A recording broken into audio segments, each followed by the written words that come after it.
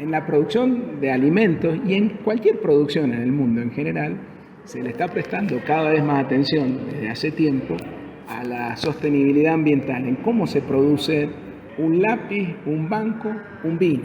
En este caso, estamos hablando de una huella hídrica que ha desarrollado la Universidad Tecnológica, un grupo del CONICET, apoyado desde la Asociación IDI de Investigación de COVIAR, para aplicar la viticultura. La huella de agua trata de medir cuánta agua utilizás para producir, por ejemplo, una botella de vino, en todo el proceso, desde la finca, la bodega, hasta que llega al consumidor. Y eso tiene un valor muy importante, primero para saber cuánta agua estás utilizando para una determinada cantidad de producto. Sabemos la escasez de agua que hay a nivel mundial, ni hablar en nuestra zona. Entonces, el tener una línea de base por el cual sabemos cuánto estamos utilizando para determinado producto, en este caso el vino, uno puede medir con esa línea de base a posteriori, implementando otras prácticas, manejándolo de otra manera, cómo utilizar menos agua para la misma cantidad de producto. Eso es una huella hídrica. Eso por un lado.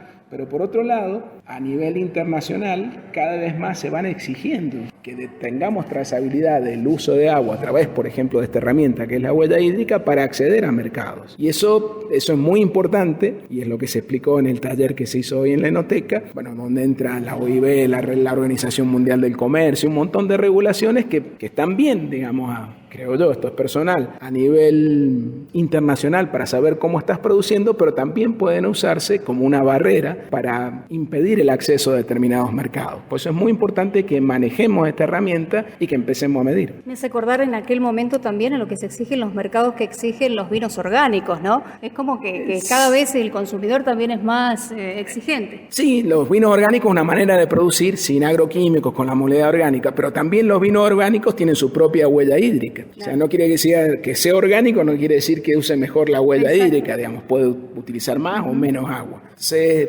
es algo que nos van pidiendo, que la sociedad a nivel internacional está pidiendo. Y en la huella de carbono tiene que ver con la emisión de carbono en todo el proceso. Y aquí nosotros tenemos una desventaja, si querés, a nivel global, es dónde estamos produciendo en el mundo y a dónde le exportamos. Nuestra huella de carbono solo con el transporte, comparado con alguien que produce más cerca del Ecuador, con otras zonas productoras y queremos enviar al hemisferio norte, por supuesto va a ser más grande por la cantidad de kilómetros que tenemos que recorrer, por ejemplo, para darte una idea de la huella de carbono. Claro. ¿Y cómo vamos a hacer con eso, no? Hay que eficientizar cada vez más. Hay que medirla y hay que ver cómo, que los insumos que estamos usando y cómo tratar de primero saber de qué estamos hablando y tener un parámetro de base y para poder comparar con las prácticas innovativas que pueden llegar a futuro para disminuir esa huella de carbono. Así que lo que se presenta hoy es una herramienta de desarrollo muy importante,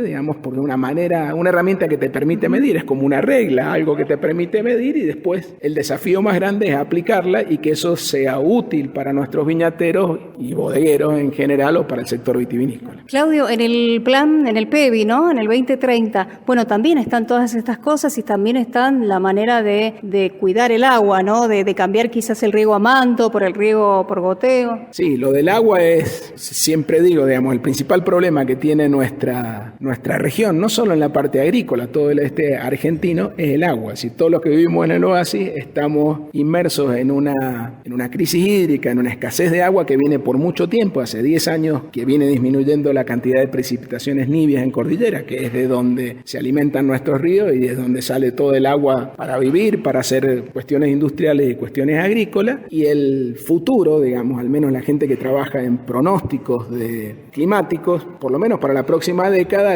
ninguno de esos estudios o esas proyecciones son muy halagüeñas. El mejor de los casos es que sigamos igual y el peor de los casos mejor no contarlo porque va a significar una disminución todavía mayor del agua. Pero aún así somos bastante ineficientes en el uso de agua. Si cada uno se pone a pensar en su casa, cuánta agua utilizamos por habitante, estamos como 6 o 7 veces más a lo que podríamos usar en forma más eficiente. Tampoco, no derrochar. Tampoco medimos. No hay muchos medidores, para ver cuánta agua consumimos y cómo mejoramos ese consumo. Y cuando uno lo pasa en la parte agrícola, pasa algo parecido. En el riego a manto no sabemos muy bien cuánta agua estamos utilizando por hectárea, pocas propiedades tienen caudalímetros y claramente para mejorar esto hay que gestionar mejor el manejo del agua en general y también hay que ser muy eficiente en el uso del agua. Una manera de hacer más eficiente el uso de agua en agricultura es pasar del riego gravitacional